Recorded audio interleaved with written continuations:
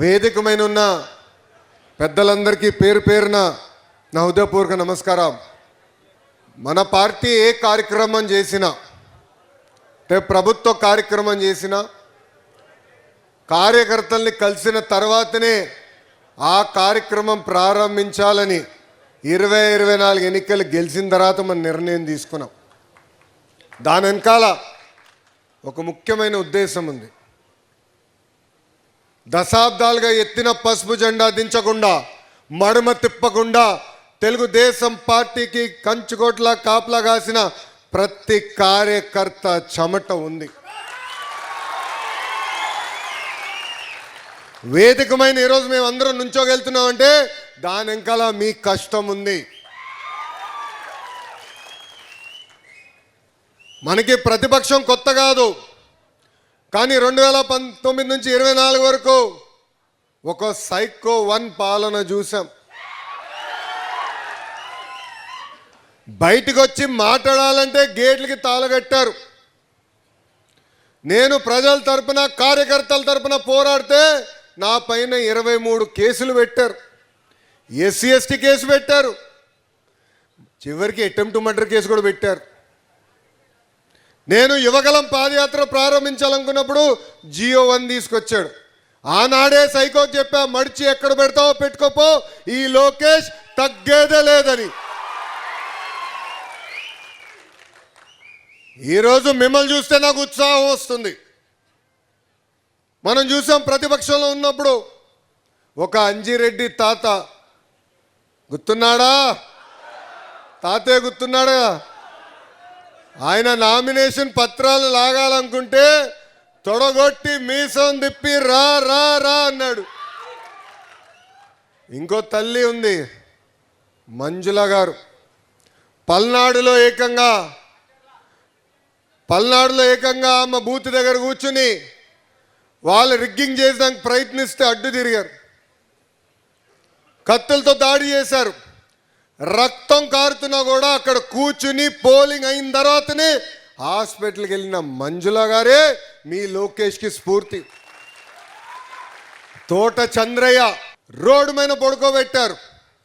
ఏకంగా వాళ్ళ నాయకుడికి పార్టీకి జై చెప్తే వదిలిపెడతానన్నారు. కానీ చంద్రయ్య ఏం చెప్పాడు? జై తెలుగుదేశం, జై చంద్రబాబు నాయుడు అని చెప్పి ప్రాణాలే కోల్పోయారు. 94% సీట్లు గెలిచామంటే దాని వెనకాల మీ అందరి కష్టం చెమట ఏకంగా అహర్నిశలు మాకు కాపలా కాశారు. వాస్తవంగా వేదిక పైన మేము అందరం అదృష్టవంతులం. 5 సంవత్సరాల మీద మా హత్తులు నిలబడ్డారు. కొంతమంది నాయకులు వచ్చారు, కొంతమంది నాయకులు పోయారు. కానీ పార్టీని నమ్ముకున్న కార్యకర్తలే మాకు అండగా నిలబడ్డారు. మన అచ్చన్ని ఎంత ఇబ్బంది పెట్టాలో ప్రయత్నించారో మనందరం చూసాం. ఒక్క పిలిపించాం ఆనాడు, అడ్డుకోండి, ఆపండి, ఆయన ఇల్లీగల్గా అరెస్ట్ చేస్తున్నారని.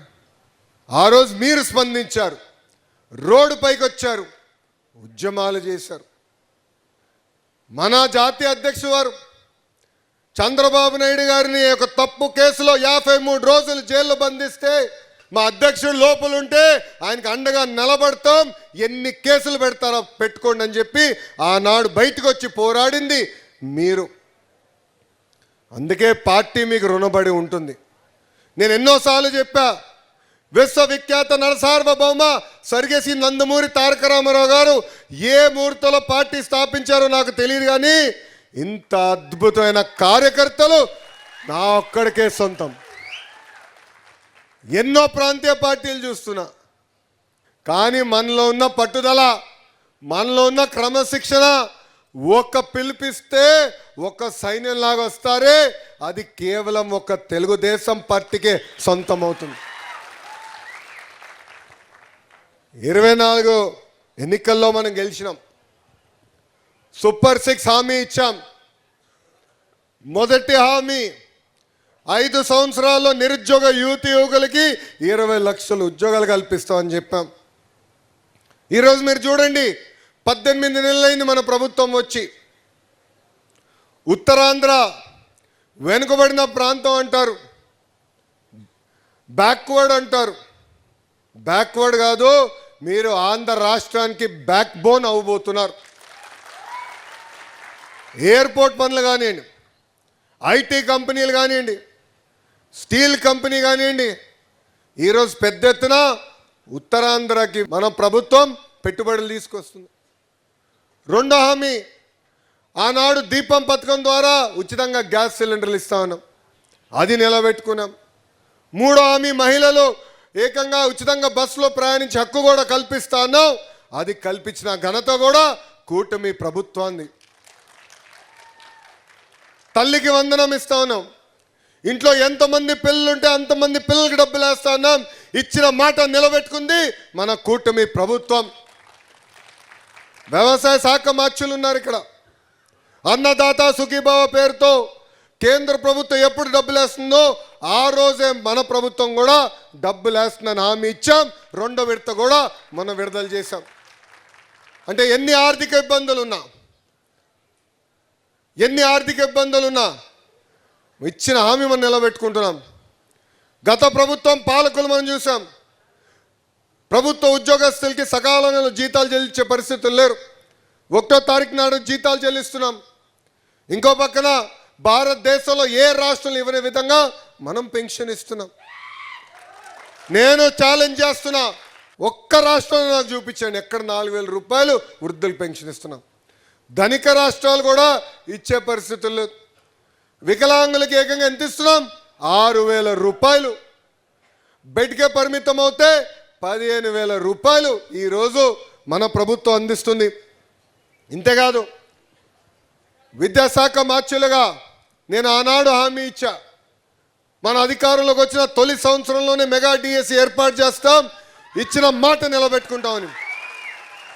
150 రోజుల్లో మెగా డిఎస్సి పూర్తి చేశాం. 16,000 పైచిలుక పోస్టులు మనం భర్తీ చేశాం. వైకాపా నాయకులు 150 కేసులు వేశారు. అయినా మీ లోకేష్ ఆగడు, వదిలిపెట్టాడు. అనుకుంది మనం చేసి సాధించాం, చేసి చూపించాం. ప్రజా దర్బార్లు నిర్వహించాం. ప్రజలు ఎదుర్కొంటున్న సమస్యలు తెలుసుకుంటున్నాం. కార్యకర్తలు పడుతున్న ఇబ్బందులు కూడా నేరుగా ఈరోజు తెలుసుకునే పరిస్థితి మన ప్రభుత్వం తీసుకొచ్చింది. ట్రైబల్ ప్రాంతాల్లో ఇంత పెద్ద ఎత్తున మనం సీట్లు గెలవాల. అసలు ఉత్తరాంధ్రలో కూడా వన్ సైడ్ వేవ్ ఎప్పుడు మనం చూడాల. ఉత్తరాంధ్రలో 33 శాసనసభ సీట్లుంటే ఏకంగా 31 మన కూటమి ప్రభుత్వం కైవసం చేసుకుంది. మన పైన బాధ్యత పెరిగింది. ఆశతో ప్రజలు మన వైపు చూస్తున్నారు. గతంలో జరిగిన అరాచకాలన్నిటికీ ఫుల్ స్టాప్ పెట్టాలనేది ప్రజల ఆకాంక్ష, కోరిక. శాంతియుతంగా బతకాలనేది ప్రజల ఆలోచన. ఇది ఇక్కడ ఉన్న మనందరం గుర్తుపెట్టుకోవాలని ఈ సభాముఖంగా కోరుకుంటున్నాం. ఏకంగా ట్రైబల్ సోదరుల కోసం అనేక కార్యక్రమాలు మనం ప్రారంభించాం. ఆర్థిక ఇబ్బందులున్న ఆ కార్యక్రమాలు మనం ముందలు తీసుకెళ్తున్నాం. చేయాల్సి ఉంది, అన్నీ పూర్తయిందని నేను చెప్పట్లేదు, అన్నీ చేసామని నేను చెప్పట్లేదు. కానీ ఒక పట్టుదలతో, ఒక సంకల్పంతో ఇచ్చిన ప్రతి హామీ నిలబెట్టుకో లక్ష్యంతో ఈరోజు మనం అహర్నిశలు కష్టపడుతున్నాం. మీరే చూస్తున్నారు, మన ముఖ్యమంత్రి గారి వయసు 75 సంవత్సరాలు అయి ఉండొచ్చు, కానీ 25 సంవత్సరాలు కుర్రోడలాగా పరిగెడుతున్నారు. వేదిక మీద మేము ఎవరో ఆయన స్పీడ్ ఇంకా అందుకోలేకపోతున్నాం. ఆయన స్పీడే వేరు, ఆయన కమిట్మెంటే వేరు. జాతీయ అధ్యక్షుల వారు ఏ నియోజకవర్గంకి వెళ్ళినా కూడా ప్రభుత్వ కార్యక్రమం ప్రారంభించే ముందలు కానీ అయిపోయిన తర్వాత కానీ కార్యకర్తలు కలుస్తున్నారు. ప్రతి కార్యకర్తతో ఫోటో దిగి ఈరోజు ఆయన తిరిగి వెళ్ళే పరిస్థితి. అంటే పార్టీ పట్ల, కార్యకర్తల పట్ల ఆయనకున్న ప్రేమ ఎంతో మనందరం ఒక్కసారి ఆలోచించాలని ఈ సభాముఖంగా కార్యకర్తలందరినీ కోరుతున్నాం. తరతరాలుగా కొన్ని సమస్యలు మనం వెంటాడుతున్నాయి. ఉత్తరాంధ్రకి వచ్చేగల విశాఖ ఉక్కు, ఆనాడు విశాఖ ఉక్కు ఆంధ్రుల హక్కు అనే నినాదంతో మనం ఉక్కు ఫ్యాక్టరీ సాధించుకున్నాం. మూతపడే పరిస్థితి వచ్చినప్పుడు మనం నిలబడి కేంద్ర ప్రభుత్వాన్ని ఒప్పించి కేంద్ర రాష్ట్ర ప్రభుత్వం కలిసి ఏకంగా 14,000 కోట్ల రూపాయలు ఇచ్చి విశాఖ ఉక్కుని మనం కాపాడుకున్నాం. అంతేకాదు విశాఖ రైల్వే జోన్ గత పాలకులు 5 సంవత్సరాలు సాధించలేనిది మన ప్రభుత్వ అధికారంలోకి వచ్చిన మొదటి సంవత్సరంలో మనం సాధించుకున్నాం. ఇవన్నీ మీకు ఎందుకు చెప్తున్నానంటే పనులు చేసుకుంటూ పోతున్నాం, కానీ మనం చెప్పుకోవట్లేదు, మనం మాట్లాడట్లేదు. అది మారాల్సిన అవసరం ఉంది. ఎన్నో పనులు చేశాం, అనేక సంక్షేమ అభివృద్ధి కార్యక్రమాలు మనం చేసుకుంటున్నాం. చేసిన పనులు చెప్పుకోవాల్సిన బాధ్యత మనందరిపైన ఉంటుందని ఇక్కడున్న కార్యకర్తలందరికీ నేను తెలియజేస్తున్నా. కార్యకర్తలందరూ ఒక విషయం గుర్తుపెట్టుకోవాలి. మన పార్టీలో ఒక జబ్బు ఉంది. ఆ జబ్బు పేరేంటో తెలుసా? ఎవరో చెప్పారు, ఏంటమ్మా గట్టిగా చెప్పు. అలక. అవునా కదా? చెప్పండి భయ్. అలక. మన పార్టీ ఇది. కానీ ఏమైనా మనకు నచ్చంది జరిగితే ఇంటికి వెళ్ళి పడుకుంటాం. దానివల్ల నష్టపోయేది ఎవరు? మనమే. సైకో 1ని చూసాం, వెంటాడాడు, కేసులు పెట్టాడు, బయటికి రానిలా. మన్నే కాదు ప్రజల్ని హింసించారు. ఏకంగా వాళ్ళ పార్టీకి చెందిన ఎమ్మెల్సీలు దళిత డ్రైవర్ని కొట్టి చంపేసి శవాన్ని డోర్ డెలివరీ చేశారు. నర్సీపట్నంలో ఒక దళిత డాక్టర్ పీపీ కిట్ అడిగినందుకు పిచ్చోడిని చేసి చంపేసే పరిస్థితికి తీసుకొచ్చారు. ఎంత అన్యాయం చూడండి. అంతెందుకు అమర్నాథ్ గౌడ్ చేసిన పొరపాటు ఏంటి? వాళ్ళ అక్కని వైకాపా నాయకుడు కూతురు వేధిస్తున్నాడని వెళ్ళి ఊరు పెద్దలు చెప్పారు. ఆ అమర్నాథ్ గౌడ్ని పిలిపించి చితకబాది అతను చదువుకున్న పుస్తకాల నుంచి కాగితాలు చింపి నోరులో కుక్కేసి బతకుండగా కిరోసిన్ పోసి తగలబెట్టి చంపేశారు. ఇది మనం మర్చిపోకూడదండి. ఈ అలక మానేయాలి. ఈరోజు పార్టీలో సంస్కరణలు తీసుకొచ్చేదానికి నేను పోరాడా. పార్లమెంట్ పార్టీ వ్యవస్థ తీసుకొచ్చేదానికి సుమారుగా 2 సంవత్సరాలు పాలిట్ బ్యూరోలో నేను పోరాడా. వేదిక మీద అచ్చన్నకు బాగా తెలుసు. ఆ సైకోతో ఎంత పోరాడానో దానికన్నా 3-4 రెట్లు ఎక్కువ పార్టీలో సంస్కరణలు తీసుకురావాలని నేను పోరాడా. అన్నీ అయినాయని నేను అన్ను. మీరు అందరూ అనుకోవచ్చు అబ్బా లోకేష్ అనుకుంటే అయిపోతుందని. కానీ బాబు గారిని ఒప్పించాలి, పాలిట్ బ్యూరోని ఒప్పించాలి. అంత తేలికైన పని కాదు ఇది. ఒప్పిస్తా. కొన్ని అయినాయి, కొన్ని అవలేకపోయినాయి. కానీ ఏనాడే నేను అలిగానా? మిమ్మల్ని అందరూ అడుగుతున్నా, ఏనాడే నేను అలిగానా? ఆగానా? వదిలిపెట్టాను. అనుకున్న దాన్ని సాధించే వరకు నేను వదిలిపెట్టాను. ఇది ఇక్కడున్న కార్యకర్తలు మనందరం నేర్చుకోవాలి. ఇది మన పార్టీ, మనం పోరాడాలి. 1 కాదు 2 కాదు 100 సార్లైనా మనం మాట్లాడుకోవాలి, చర్చించాలి, అనుకుంది మనం సాధించాలి. గ్రామ పార్టీ ఉంది, మండల పార్టీ ఉంది, నియోజకవర్గ స్థాయి కమిటీ ఉంది, మంత్రులు ఉన్నారు, ఇన్ఛార్జ్ మార్చీలు ఉన్నారు, జోనల్ కోఆర్డినేటర్ కూడా ఉన్నారు, పార్లమెంట్ పార్టీ అధ్యక్షులు ఉన్నారు. కలవాలి, మాట్లాడుకోవాలి, మన సమస్యలు మనం పరిష్కరించుకోవాలి. అంతేగాని మన కొంపలోకి వేరేల్ని రానియకూడదు రవి. అది గుర్తుపెట్టుకోవాలి. ఇక్కడ ఎందుకు రానియాలి? మనది బాధ్యత. ఇది మన పార్టీ. మన పార్టీని ముందలు తీసుకెళ్లాల్సిన బాధ్యత ఇక్కడున్న ప్రతి కార్యకర్త పైన ఉంది. ఇదేదో కేవలం ఒక లోకేష్ చూసుకుంటాడు, లేదంటే ఒక అచ్చన్న చూసుకుంటారు, లేదంటే సంధ్యారాణి గారు చూసుకుంటారు, లేదంటే శ్రావణ్ చూసుకుంటాడు. కుదరదు. మనందరూ బాధ్యత. కలిసికట్టుగానే మనందరం ముందరికెళ్ళాలి. ఈరోజు ఆంధ్ర రాష్ట్రంలో, భారతదేశంలో అనేక మనం డబుల్ ఇంజిన్ సర్కారుల గురించి మాట్లాడుతున్నాం. కానీ ఒక ఆంధ్ర రాష్ట్రంలోనే డబుల్ ఇంజిన్ బుల్లెట్ ట్రైన్ సర్కారు ఉంది. అందుకే అనుకుంది మనం సాధించుకోగలుగుతున్నాం, కావాల్సిన పనులు మనం చేయించుకోగలుగుతున్నాం, విశాఖ ఉక్కుని కాపాడుకోగలుగుతున్నాం. సో ఈ ఒప్పందం, ఈ పొత్తు ఏదైతే మనకుందో, ఈ టర్మే కాదు, వచ్చే టర్మ్ కాదు, రాబోయే 15 సంవత్సరాలు కలిసికట్టుగా పనిచేయాల్సిన అవసరం ఉంది. నాకు అన్న సమానమైన పవన్ అన్న కూడా పదే పదే చెప్పారు, చాలా క్లారిటీగా చెప్పారు.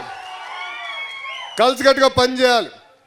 చిన్న చిన్న సమస్యలు ఉంటాయి, కుటుంబం అన్నప్పుడు కూర్చోవాలి, మాట్లాడుకోవాలి, మన సమస్యలు మనమే పరిష్కరించుకోవాలి తప్ప మిస్ ఫైర్లు క్రాస్ ఫైర్లు మన చరిత్రలో ఉండదు. అది గుర్తుపెట్టుకోవాలి. క్రమశిక్షణ పట్టుదల ఉన్న పార్టీ, అందరిని ఎట్లా గౌరవించాలో తెలిసిన పార్టీ. ఇది ఇక్కడున్నా మనందరం గుర్తుపెట్టుకోవాలని ఈ సభాముఖంగా కోరుతున్నాం. ఎందుకంటే ఈ మధ్యన చూస్తున్నాం రపరప అంట.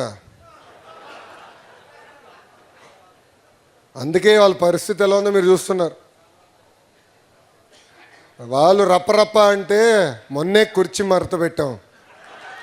29 ఎన్నికలు వచ్చే గల సినిమాలో ఎండ్ కార్డు ఉంటుంది కదా, అలా వాళ్ళ పరిస్థితి ఉంటుంది. అంతేగాని ఏదో భయపడతాం, ఏదో వెళ్ళిపోతాం అనుకుంటున్నారు. అరే భయ్, మీరు అధికారంలో ఉన్నప్పుడు ఏం పీకలేకపోయారు, ఇప్పుడు ఏం చేస్తారు రా భయ్? అప్పుడే మేము భయపడలేదు, ఇప్పుడు మీ మొహం చూసి మేము భయపడాలా? ఈరోజు ఆయన సైకో మాట్లాడాడు, ప్రెస్ మీట్ పెట్టాడు. దాంట్లో ఒక మాట అన్నాడు, అది చాలా బాధ కలిగింది. పర్కా మనీలో ఒక వ్యక్తి డబ్బులు తీసేసుకున్నాడని అందరు తెలిసిన విషయమే. ఆ వ్యక్తి సుమారుగా 50 కోట్ల రూపాయల ఆస్తి సంపాదించాడు. 50 కోట్ల రూపాయలు. దేవుడి దగ్గర డబ్బులు తీసుకుంటే దొంగతనం చేస్తే చిన్న దొంగతనం అంట, చిన్న దొంగతనం అంట. ఆ సైకోకి చెప్తా, అయ్యా దేవుడే మిమ్మల్ని చూసుకుంటాడు స్వామి, మా అవసరం లేదు ఇక్కడ ఇంకా. అంటే ఎంత అన్యాయం చూడండి. దేవుడిని పట్టించుకోడు, ప్రజల్ని పట్టించుకోడు. వాళ్ళ పార్టీకి చెందిన ఒక వ్యక్తి చనిపోయాడని పరామర్శించడానికి వెళ్ళేటప్పుడు ఇంకొక ఇద్దరు చంపాడు. వాళ్ళ కార్యకర్త బండి కింద పడ్డాడు, కారు అతని మెడపై నుంచి వెళ్ళింది. ఆగాడా? పట్టించుకున్నాడా? మన ఊర్లో ఉంటారు వైకాపా వాళ్ళు కొంతమంది, వాళ్ళని అడగండి, ఎప్పుడన్నా కలిసారా మీరు అతన్ని? ఫోటో దిగారా? కనీసం పరిచయం ఉందా? అడగండి వాళ్ళు. ఎందుకంటే అక్కడ కార్యకర్తలంటే గౌరవం ఉండదు. అందుకే రప్రప బ్యాచ్కి చెప్తున్నా, భద్రం, బీ కేర్ఫుల్, ఇది ఎన్డీఏ ప్రభుత్వం, జాగ్రత్తగా ఉండండి ఈ సభాముఖంగా వాళ్ళందరికీ నేను హెచ్చరిక జారీ చేస్తున్నా. ఇక్కడున్న కార్యకర్తలు నన్ను కలిశారు. నేను ఒకటే చెప్తున్నా, వ్యక్తులు శాశ్వతం కాదు, తెలుగుదేశం పార్టీ శాశ్వతం. ఈ భూమిపైన లోకేష్ శాశ్వతం కాదు, తెలుగుదేశం పార్టీ శాశ్వతం. మనందరి నాయకుడు ఒక్కరే, అది చంద్రబాబు నాయుడు గారు ఒక్కరు. నేను ఇక్కడ ఉండే మీ అందరూ ఒకటే చెప్తున్నా, నేను దేవుడు కాదు, నేను మనిషిని. నేను 10 నిర్ణయాలు తీసుకుంటా, దాంట్లో 3 తప్పవుతాయి, కనీసం 3 తప్పవుతాయి. తప్పవుతుందని చెప్పాల్సిన బాధ్యత ఇక్కడున్న మీ పైన ఉంది, సరిదిద్దుకోవాల్సిన బాధ్యత నా పైన ఉంది. నేను ఏనాడు నేను అనుకుందే రైట్, నేను అనుకున్నాను కనుక చెయ్యాలని నేను అనుకో. యువకుడిని ఉత్సాహవంతం కొంచెం స్పీడ్ ఎక్కువలే, అలా అని నేను చెక్ చేసుకుంటా. సో ఎవరు ఆవేదన పడాల్సిన అవసరంలా. 1 కాదు, 2 కాదు, 10 కాదు, 100 సార్లు అని చెప్పాలి. మనకున్న సమస్యలు మనం పరిష్కరించుకోవాలి. అంతేగాని అలక ఇంటికి వెళ్ళి పడుకుంటా ఏంటంటే నా దగ్గర కుదరదు, బయటికి లాక్కుంటా తీసుకొస్తాం. మళ్ళీ కలిసికట్టుగా పని చేద్దాం, ఇచ్చిన ప్రతి పని సక్రమంగా చేద్దాం, చిత్తశుద్ధితో పట్టుదలతో మనందరం పనిచేద్దామని ఈ సభాముఖంగా మీ అందరు తెలుపుకుంటూ, నాకు ఇంత అద్భుతమైన అవకాశం ఇచ్చిన మీ అందరికీ పేరు పేరున నా హృదయపూర్వక ధన్యవాదాలు తెలుపుకుంటూ మీ అందరి దగ్గర నుంచి సెలవు తీసుకుంటున్నాను.